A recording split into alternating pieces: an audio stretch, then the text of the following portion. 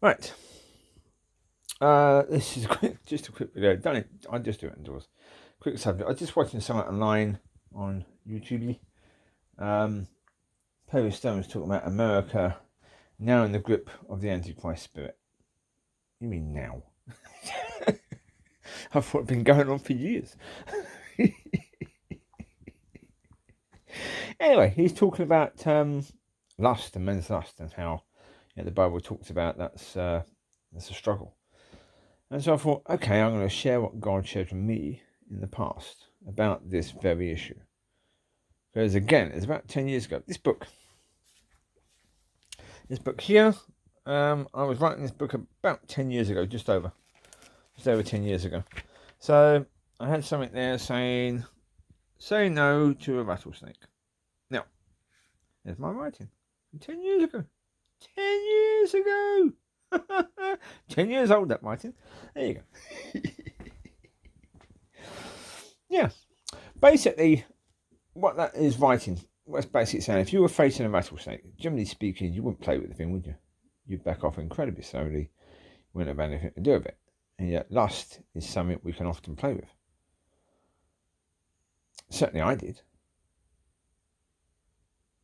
I would sort of try and resist, but it was a pathetic attempt of trying to resist. This is going back before there was internet pornography. Going back way before then. When you had to go to the shop and get the pornographic magazine. Yeah.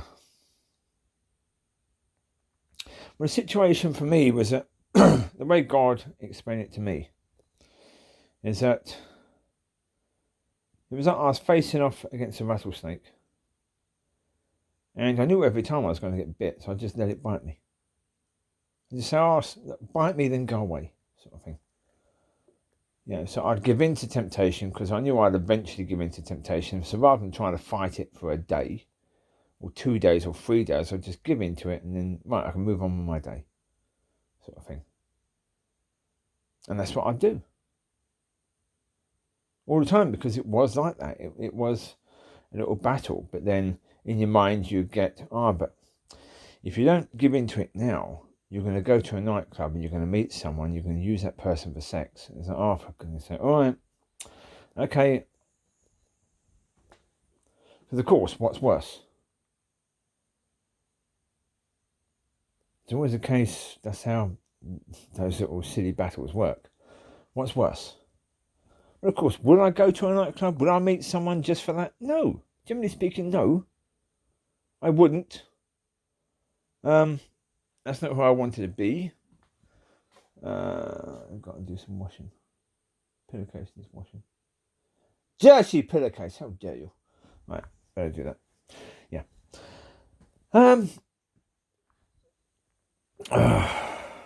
Yeah. So that's the thing. We did that.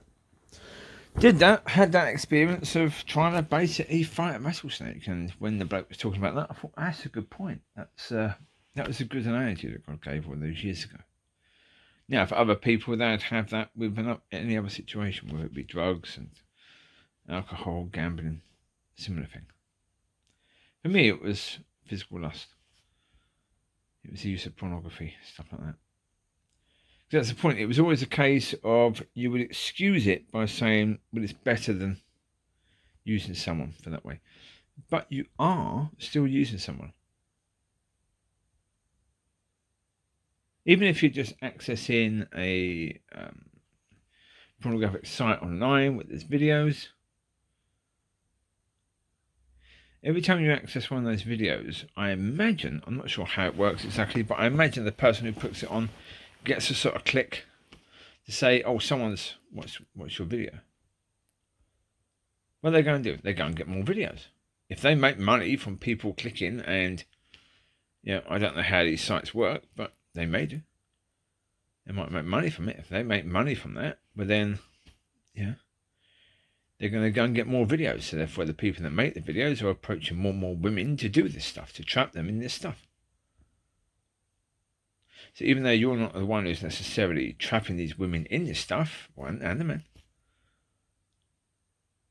if you weren't accessing the stuff, then generally speaking, this stuff wouldn't be made. Not just you, but many, many yous. So you are part of the problem.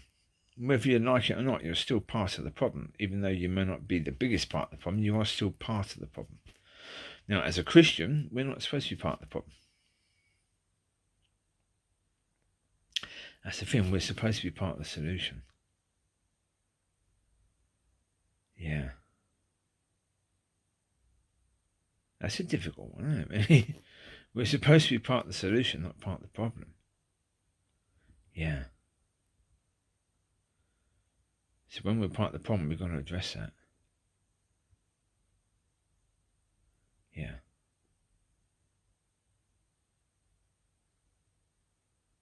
Yeah. Look, and in the end, forgive yourself. We all make mistakes, we do. We all do things we didn't do. We all do things we shouldn't do. So we all do things we didn't do. No, we all do things we shouldn't have done.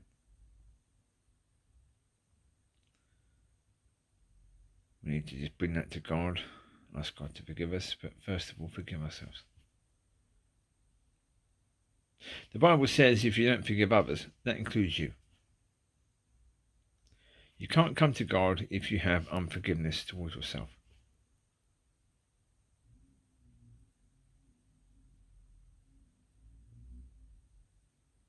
So you have to forgive yourself before you go to God and ask God to forgive you.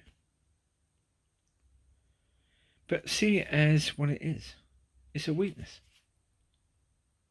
It's an area that you struggle with. Okay, we all struggle. With different things, we all struggle, don't we? Yeah. I do. Yeah, yesterday, one heck of a struggle. Oh my Lord. I made the mistake of looking at the situation as it is, certainly with regards to this marriage situation. And whoa, it was bleak. So, yeah, from that point on, right to the point where I went to bed, that was, it was a case of trying. I was trying to protect myself, I think. That's what it was. Because I've just fallen. When God broke my heart, that was a fall. That technically was a fall. Big fall. Yeah. And I knew it's possible, not likely, but possible that it's me that put this here. And if it's me and not God, then I'm heading for another fall. And a big one as well. So, yeah. How that's going to end, I don't know. I'm not that concerned about it now because, this morning I just said to God, Lord, okay, I don't know what's going on, really, because the immensity I felt, put it this way, the joy I felt yesterday has sort of gone. When I say sort of gone, I'm not unjoyful. Because even during it last night, I went to the gym. During the negative, because it started around 4ish in the afternoon. And the bloke at the gym, again, he said, "You're still smiling, not?" And I was thinking, yeah, I've no idea why. The situation isn't one that I'd really want to be smiling about right now. Yeah. Because the hope that I had is sort of crashing down. That's not good. But this morning, I'm not feeling that, but I'm also not feeling as hopeful as I was. Although, yeah, it's different. I don't know really how to explain it, but it's different. The love is still there, but it's not the same. But I think it's still there to the same degree it was. It's just not the same now. I don't know why. So I've realised today, I don't need her. I don't need her in my life to, as I said in the movies, to complete me. I want her. I think she is a very impressive, very beautiful woman. And it would be an incredible blessing to have her alongside me for my journey and her journey. Yeah, that would be just beautiful to have. So I suppose to a certain degree I've come from the need to the want. But still no lust. Well, this morning I was incredibly impressed with myself. Really was. There was a Facebook video, because on Facebook you have these options. You go into your normal Facebook page of the things that Facebook wants to show you. So clips is one of them. The little videos, little few minute videos. And so occasionally I watch them. So I went on to see what was available. Scroll down a bit, then there's this woman who looks sort of Chinese. Now to me, I think, yeah, certainly the good looking Chinese women are absolutely stunning. Completely blinking stunning. They really are. Yeah, the way that God has made them, certainly facially, whoa, just beautiful. So of course this woman's there. She's got a sort of green sort of gym type of top on. She seems to be at home, so it's like, why are you wearing that? You're going to work out? No. And she steps back a bit, and I'm thinking, excuse me, did I just see what I saw? Well, she came forward again. I'm thinking, I hope not. I hope I did not just see what I just saw. That this is on Twitter. This is probably put on her Instagram page for everyone in the world to see. And when she stepped back again, I thought, oh, for goodness sake, you stupid woman. She's basically got this gym attire on. It's really tight. It seems that she's got no underwear on, so it's showing everything. And I'm thinking, you're putting that out to the world. What on earth are you doing? You silly girl, what are you doing? That's not for the world. The world shouldn't be seeing that. What are you doing? Did you have any self-respect? Come on, you would have watched the video over to make sure it's right, and you didn't notice that? You didn't see that as a problem? Now, previously, that would have been something that would have got in my head. It would have caused a lust issue. I'd have gone on to one of the porn sites and typed in the word for that to see more videos of that. No. Today I just saw this poor woman who doesn't realise that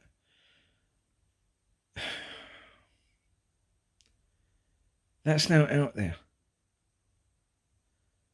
Basically, every single person, man, woman, and child, has now seen an outline of her vagina. What are you doing, oh, God. That is, we've gone from the point. I go back to when I was 18. You would never have people doing anything like that. Oh, they would have been horrified. And yet now, what's it going to be in 10 years' time? People doing videos completely naked? They're doing what their OnlyFans do on normal videos on Twitter and Instagram? It's just insane. Women cover up a bit. Wear gym stuff in the gym if you have to, but even then, come on. You don't need to wear that stuff. You really don't. Get some jogging bottoms. Wear them in the blinking gym. Cover yourself up. Certainly if you are Christian, don't do that. You gave your life, including your body, to God. Stop showing it off to every Tom, Dick and bloody Harry and Sally. Pack it up. For your own sake, you're going to get a conviction of sin on that. Ugh. Folks, one of the things I hoped for the future was that, is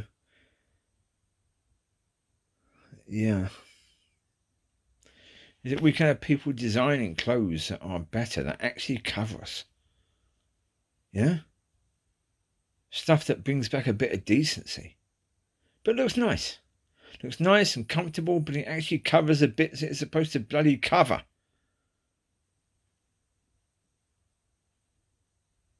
No, I'm not a prude or anything, but for goodness sake, what belongs in the bedroom should stay in the bedroom. Keep videos out of that sort of stuff.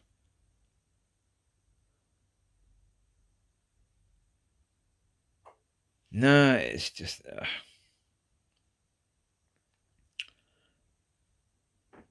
But as I say, that's progression for me. Because the old me would have used that for lustful purposes. Yeah. Well, it's not just love for her that stopped that. It's love for God as well. Right? But mainly love for her. Because even with a love for God, I wasn't exactly,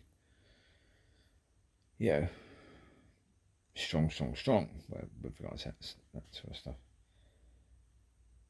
Yeah. But again, right, this is another point. In the point of, did I put the love of this woman on my heart? If I did it, how the bloody hell is the lust gone? That doesn't make sense. For it to go to that degree where there's no lustful thinking at all is just,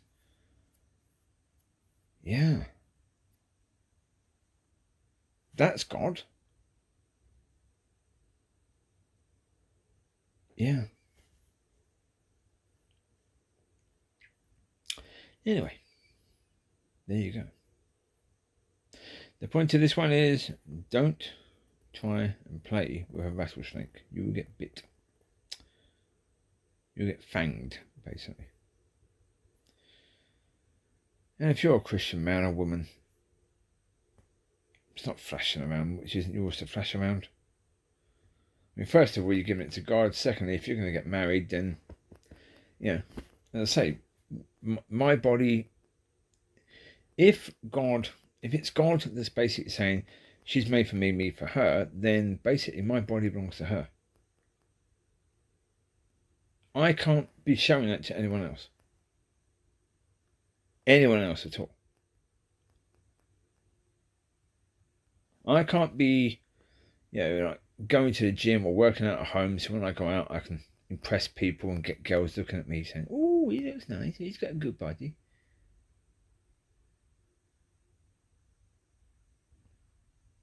It's not mine, it's hers. It's for her to look at, not anyone else. It's for her to enjoy, not anyone else.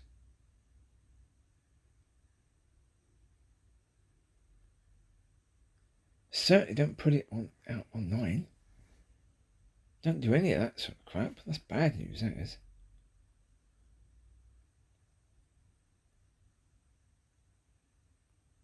Yeah. At the moment in here is a bit messy. Well, I cleaned the rug here yesterday. The rug was down here. I cleaned it on this bit, but I absolutely soaked it. Unfortunately, it's quite possible that some of the dirt and crap went through into this one here. Although part of the reason why this looks a bit darker is because it got soaking wet. So the water just went straight through. So, oops.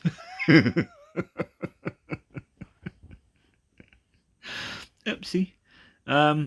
That stuff is over there because I've been using it. It's easier to use it in here than to go outside. If God brings the dogs back, then they go back over there, and this stuff will go back outside. It's like you've got weights there as well, and you've got it's called a pec deck thing. You can move the handles to different positions. You can even have them loose to make it that you're going to control yourself better. Do you know that come across as wrong? So basically tension, and it's more like with dumbbells, where you've got to, brain isn't working. Yeah, that. Okay.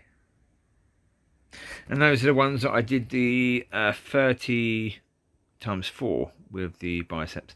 They're really light, very light indeed. I'm not sure exactly how much they weigh. I guess the bar thing weighs about 2 to 3 kilograms, probably 2. Then you've got the plastic ones. They weigh probably about 2, don't they? Don't know what they weigh. 2.3, so that's 2.3, so that's 4.6 with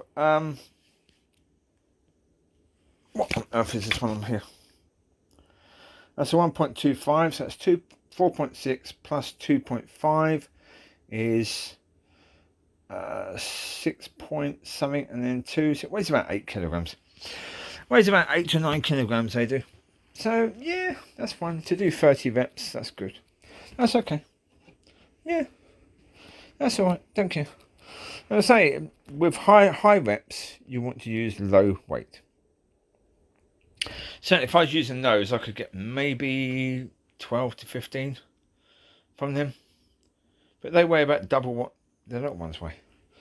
So that's why, because they weigh so much more than the little ones weigh. So, yeah. Because the big ones on those are 4.5, so they weigh 9, just the big ones, and then you've got the other ones on. So the big ones themselves weigh what these ones weigh. So yeah, there you go. Well, they've got smaller ones on, but they've got the little, I think, 1 kilogram ones in between as well. Yeah, there you go. There you go. That's showing you around the room and why the room is a bit untidy right now. Well, saying a bit untidy is an understatement of fact. That floor, oh God. I'm going to let it dry to start with. And then I've washed that floor about 5 or 6 times. It still looks absolutely filthy. Needs new carpet, really. Yeah. Basically, the people that own this, what they need to do when I move out, which hopefully will be soon, God willing, time will tell, is basically strip the carpet out. They need to, well, basically the flat doesn't get flooded anymore because there's there was tarp, now there's plastic over the area. The flat doesn't get flooded, and because it doesn't get flooded, it means the carpet that they put down afterwards will be okay. It will last a lot better. So yeah, this place has been exactly as it is for at least 7 years, with virtually no work being done. And judging by the landlord I had when I moved in, I think she'd have about 5 years. Look at these 12 years. So they're going to need to strip it all down anyway. So yeah, I should apologise for the condition, but yeah, it is what it is. So I mean, for most of the time I was here, I never bothered. I just never bothered because I had landlords who never bothered, and because I didn't really love myself, I couldn't care less what I was living in, really. It wasn't a home, it was just some place I come back and slept in, really. You know. So the fact it was dirty or dusty or that sort of thing, I didn't care. Not really. No, that's the point. If you don't value yourself, then why, doesn't matter. Yeah. You don't necessarily see a problem. Plus, you leave it until it gets to a point where it's really bad and it's just too much. That's your excuse. It's just, if it wasn't quite so much, I'd do it. Yeah, but when it wasn't quite so much, did you do it? Nope. Nope, not at all. So, there you go. You take care, God bless. I will speak to you soon. Bye-bye.